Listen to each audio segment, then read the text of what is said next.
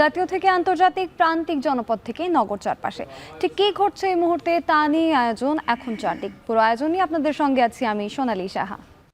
ঈদের লম্বা ছুটিতে সড়ক মহাসড়কে ঘরমুখ মানুষের ঢল নেমেছে। সড়কে ঈদ যাত্রার খবর জানাতে ঢাকা টাঙ্গাইল মহাসড়কের চন্দ্রায় আছেন আরিফ হোসেন। আরিফ, এখন কত কিলোমিটার যানজট রয়েছে? সড়কের যানজট কমাতে কি উদ্যোগ নেওয়া হয়েছে আমাদেরকে জানাবেন। সোনালী 12টার পর থেকেই সাধারণ মানুষের একটি ঢল কিন্তু আমরা দেখতে পাচ্ছি। এখানে যারা গার্মেন্টস শ্রমিক রয়েছেন, গতকালকে একজনের ছুটি, এক পর্সনের অর্থাৎ 50% ছুটি হয়েছে। আজকে বাকি 50% মানুষের ছুটি হয়েছে গার্মেন্টস শ্রমিক কর্মকর্তা কর্মচারীদের। এর ফলে একটি বাড়তি মানুষের চাপ কিন্তু আমরা দেখতে পাচ্ছি এই চন্দ্রায়। আমি যদি আপনাদেরকে একটু দেখাই, আমার এই দিকটায় সাধারণ মানুষ, হাজার হাজার সাধারণ মানুষ রাস্তায় দাঁড়িয়ে আছে, গাড়ির জন্য অপেক্ষা করছে। এবং যেই গাড়িগুলো চন্দ্রার এই অংশ ধরে যাচ্ছে, অর্থাৎ টুঙ্গি থেকে চন্দ্রা পর্যন্ত স্লো গতিতেই, পিঁপড়ার গতিতেই কিন্তু আগাচ্ছে, আস্তে আস্তে করে গাড়ি চলছে। এছাড়া হাজার হাজার মানুষ রাস্তায় অপেক্ষা করছে গাড়ির জন্য। তবে তেমন গাড়ি, পাবলিক পরিবহন কিন্তু আমরা দেখছি না। এর জন্য বাড়তি যাত্রী হয়ে কেউ কেউ বাসে চড়ে বসছেন, এছাড়া বাসের ছাদে উঠছেন।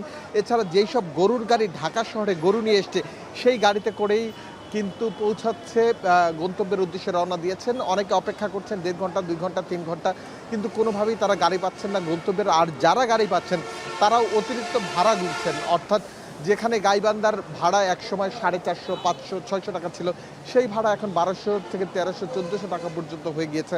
রংপুরের ভাড়ার ক্ষেত্রেও তেমন, এছাড়া বগুড়ার ভাড়ার ক্ষেত্রেও বাড়তি ভাড়া নেওয়ার অভিযোগ রয়েছে।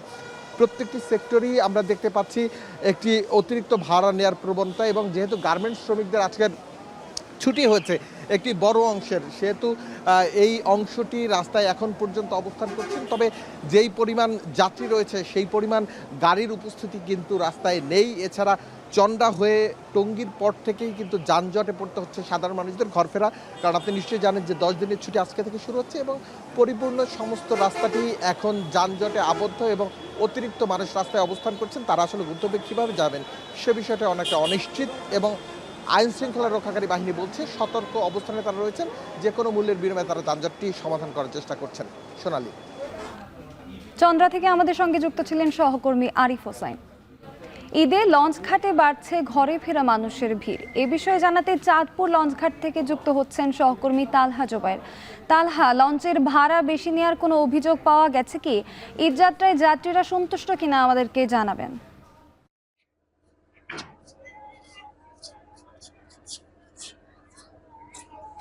সোনালী, আসলে সকাল থেকেই ঢাকা থেকে ছেড়ে আসা যে যাত্রীবাহী লঞ্চ রয়েছে সেখানে কিন্তু আমরা যাত্রীদের বেশ সরব উপস্থিতি দেখতে পেয়েছি। যাত্রীবাহী এই লঞ্চগুলোতে কিন্তু ভরপুর যাত্রী আসছে।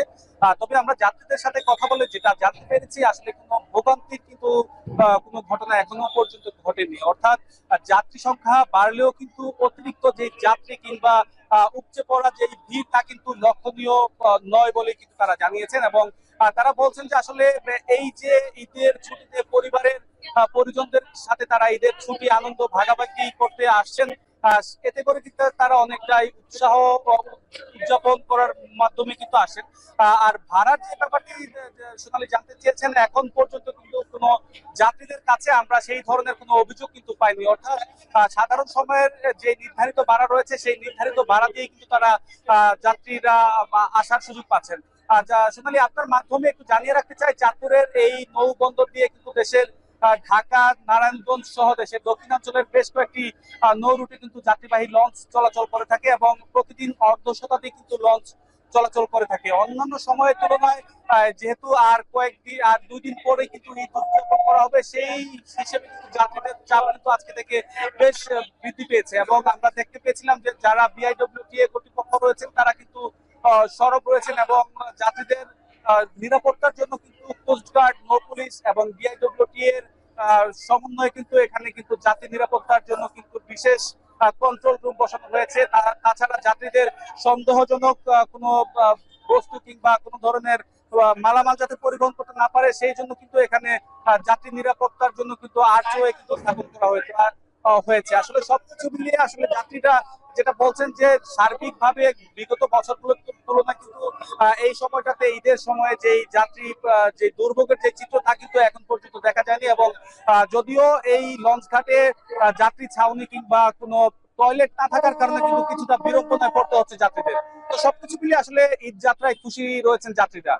সোনালী, এই ছিল আমার চাঁদপুর থেকে ঈদ যাত্রার সবশেষ।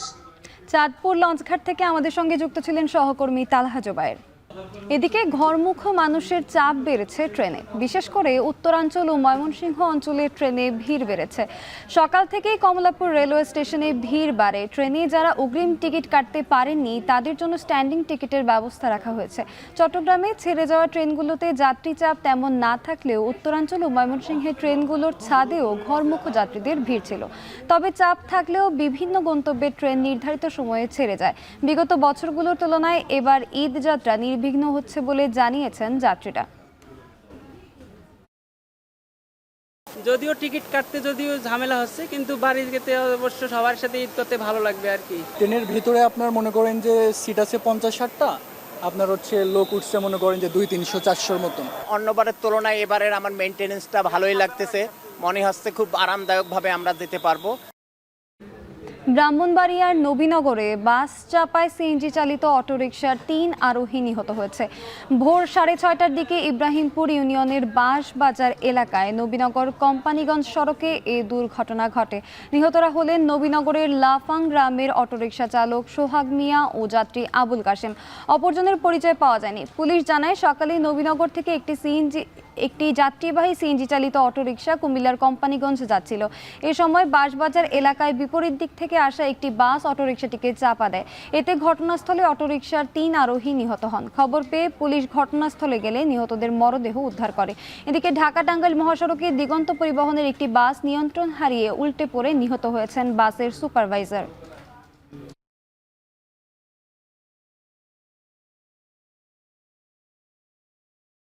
এদিকে সিলেটে জমেছে কোরবানির পশুর হাট। গতকালের চেয়ে হাটে বেড়েছে ক্রেতা উপস্থিতি। এ বিষয়ে জানাতে কাজীর বাজার হাট থেকে যুক্ত হচ্ছেন সহকর্মী সন্দীপন শুভ। পশু বেচাকেনা কেমন চলছে, ক্রেতারা দাম সম্পর্কে কি বলছেন আমাদেরকে জানাবেন।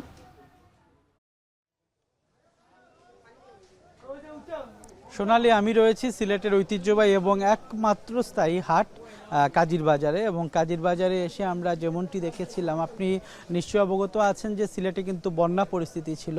সেই বন্যা পরিস্থিতি থেকে বন্যার পরিস্থিতির কারণে কিন্তু ক্রেতা একদমই শূন্য ছিল। কিন্তু গত মঙ্গলবার থেকে এবং বুধবার থেকে কিন্তু ক্রেতার সংখ্যা কিছুটা বেড়েছে। এবং আজকের পরিস্থিতি যদি আমরা আপনাকে দেখাতে চাই, সেক্ষেত্রে কিন্তু যেটি বলতে হয় যে আজকে ক্রেতার সংখ্যা ধীরে ধীরে বাড়ছে। তবে এখনও আমরা যারা বিক্রেতাদের সাথে আলাপ করেছিলাম তারা বলছেন যে আসলে যতটা তারা আশা করছেন সে আশানুরূপ ফলাফল অর্থাৎ ক্রেতার সংখ্যা তারা এখনও পাচ্ছেন না। তবে ধীরে ধীরে হয়তো বা বিকেলের দিকে আবার আরও জমে উঠবে বাজার। এবং আপনার ক্রেতাদের একটু জানিয়ে রাখতে চাই, বাংলাদেশের বিভিন্ন প্রান্ত থেকে এই বাজারে কিন্তু গরু নিয়ে আসা হয়। বিশেষ করে রাজশাহী, সিরাজগঞ্জ সহ দেশের বিভিন্ন প্রান্ত থেকে কিন্তু এখানে বিক্রেতারা গরু নিয়ে আসেন। এবং এই হাটটি একমাত্র স্থায়ী হাট হওয়া এখানে কিন্তু কয়েকশো ব্যবসায়ীর সমন্বয় ঘটে। এবং আরেকটি বিষয় আপনাকে জানাতে চাই, সিলেট মহানগরীতে কিন্তু মোট 7টি বৈধ হাট রয়েছে, যেগুলো অস্থায়ী হাট। সেই অস্থায়ী হাটের মধ্যে কিন্তু রয়েছে সিলেট নগরীর টিলাগড়, মেজর টিলা, শাহপরান, দক্ষিণ সুরমা এলাকা সহ এবং ট্রাক টার্মিনাল সহ আরও বেশ কয়েকটি এলাকায়। সেই 7টি হাটেও কিন্তু ইতোমধ্যে জমতে শুরু করেছে বাজার। তবে আমি আগেও যেমনটি বলেছিলাম, আসলে পুরোপুরি যেমনটি আশা করছিলেন বিক্রেতারা তেমনটি কিন্তু এখনও হচ্ছে না। এবং বাজারে দাম কিন্তু খুব একটা বেশি নয়, অন্যান্য বছরের তুলনায় স্থিতিশীল রয়েছে বাজার। কিন্তু বাজার পরিস্থিতি স্থিতিশীল থাকলেও যেমনটি হয়েছে যে এখনও কিন্তু সেইভাবে বেচা কিনা হচ্ছে না। তবে আশা করা যাচ্ছে আজকে রাত থেকে বা আজকে বিকালের পর থেকে কিন্তু এই বাজারটি জমে উঠবে এবং ক্রেতা বিক্রেতায় মুখরিত হবে এই আঙ্গিনা। তো এই ছিল আসলে সিলেটের পশুর হাট থেকে আমার কাছে সবশেষ। কাজীর বাজার হাট থেকে আমাদের সঙ্গে যুক্ত ছিলেন সহকর্মী সন্দীপন শুভ। 12 ঘন্টার মধ্যে কোরবানির বর্জ্য অপসারণ করা হবে বলে জানিয়েছেন ঢাকা দক্ষিণ সিটি কর্পোরেশনের প্রশাসক মোহাম্মদ শাহজাহান মিয়া। বর্জ্য অপসারণে ঢাকা দক্ষিণ সিটি কর্পোরেশনে 10,000 কর্মী নিয়োগ করা হয়েছে বলে জানান তিনি। সকালে জাতীয় ঈদগাহে ময়দান পরিদর্শন করে দক্ষিণ সিটি কর্মকর্তারা। এ সময় প্রশাসক বলেন, ময়দানে 35,000 মানুষ একসাথে নামাজ আদায় করতে পারবেন। আবহাওয়া বিবেচনায় রেখে ঈদের নামাজের জন্য সকল প্রস্তুতি সম্পন্ন বলেও জানান তিনি। বলেন, নিরাপত্তার কোনো ঘাটতি নেই, তবে ধাতব পদার্থ, জায়নামাজ ও পানির বোতল না নিয়ে আসার আহ্বান জানান তিনি। সকাল 7:30টায় জাতীয় ঈদগাহে ঈদের নামাজ অনুষ্ঠিত হবে।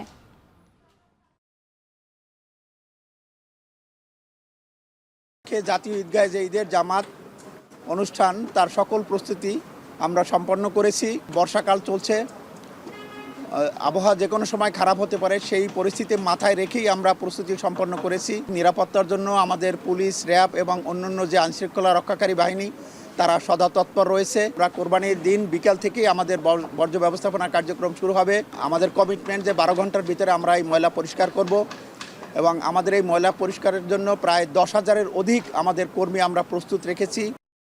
তাবুর শহর মিনায় সারা রাত ইবাদত বন্দেগীর পর আরাফাতে যাচ্ছেন মুসল্লিরা। এর মধ্য দিয়ে শুরু হলো হজের মূল আনুষ্ঠানিকতা। লাখো কণ্ঠের লাব্বাইক আল্লাহুম্মা লাব্বাইক ধ্বনিতে মুখরিত বিদায় হজের স্মৃতি বিজড়িত আরাফাতের ময়দান, যা মিনা থেকে প্রায় 15 কিলোমিটার দূরে অবস্থিত। সূর্যোদয় থেকে সূর্যাস্ত পর্যন্ত আরাফাতের ময়দানে অবস্থান করবেন বিভিন্ন দেশ থেকে আসা লাখো মুসল্লি। আরাফাতের ময়দানে জোহরের নামাজের আগে পাঠ করা হবে খুতবা। এবার খুতবা পড়াবেন মক্কার গ্র্যান্ড মসজিদের ইমাম শায়খ সালেহ বিন হুমায়ুন। আসরের নামাজ শেষে সূর্যাস্তের পর মুসল্লিরা রওনা হবেন মুজদালিফার উদ্দেশ্যে। সেখানে গিয়ে মাগরিব ও এশার নামাজ আদায় শেষে সেখানে রাত্রি যাপন করবেন তারা। এরপর বড় জামরায় শয়তানকে নিক্ষেপের জন্য পাথর সংগ্রহ করবেন মুসল্লিরা।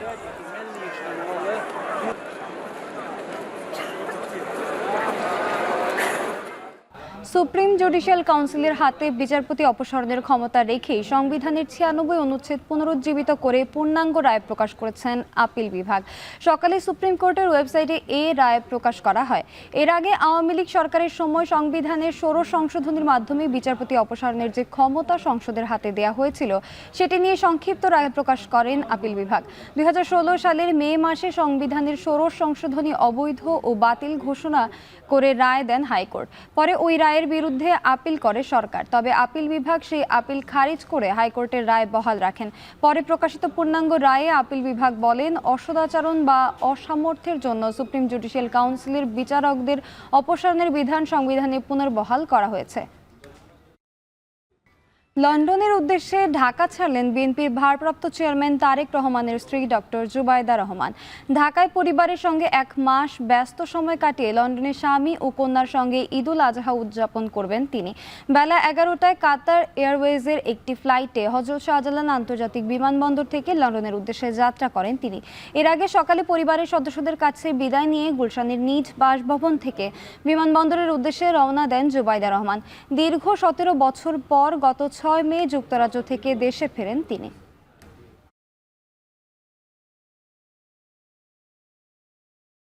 12টি মুসলিম প্রধান ও উন্নয়নশীল দেশের নাগরিকদের উপর যুক্তরাষ্ট্রে প্রবেশে সম্পূর্ণ নিষেধাজ্ঞা আরোপ করেছে মার্কিন প্রশাসন। মঙ্গলবার এই সংক্রান্ত আদেশে স্বাক্ষর করেন প্রেসিডেন্ট ডোনাল্ড ট্রাম্প। জানান, বিদেশি সন্ত্রাসীদের থেকে দেশকে রক্ষায় নেওয়া হয়েছে এই পদক্ষেপ। দেশগুলোর মধ্যে রয়েছে Afghanistan, Myanmar, Chad, Congo, Guinea, Eritrea, Haiti, Iran, Libya, Somalia, Sudan ও ইয়েমেন। আগামী 9 জুন থেকে আদেশটি কার্যকর হবে। এছাড়া কিউবা ও ভেনেজুয়েলা সহ 5টি দেশের নাগরিকদের ভ্রমণে আংশিক নিষেধাজ্ঞা আরোপ করা হয়েছে। এবারে খেলার খবর। চলতি মাসে শ্রীলঙ্কার বিপক্ষে পূর্ণাঙ্গ সিরিজ খেলতে যাচ্ছে বাংলাদেশ দল। টেস্টের জন্য 16 সদস্যের স্কোয়াড দিয়েছে বাংলাদেশ ক্রিকেট বোর্ড। টেস্ট সিরিজে অধিনায়ক হিসেবে থাকছেন নাজমুল হোসেন শান্ত। এছাড়া সহ অধিনায়ক হিসেবে আছেন মেহেদী হাসান মিরাজ। শ্রীলঙ্কা সফরে 2 টেস্ট, 3 ওয়ানডে এবং 3 টি-20 সিরিজ খেলবে বাংলাদেশ। 17 জুন গেলে মাঠে গড়াবে প্রথম টেস্ট। 25 জুন কলম্বোতে শুরু হবে সিরিজের দ্বিতীয় টেস্ট ম্যাচ।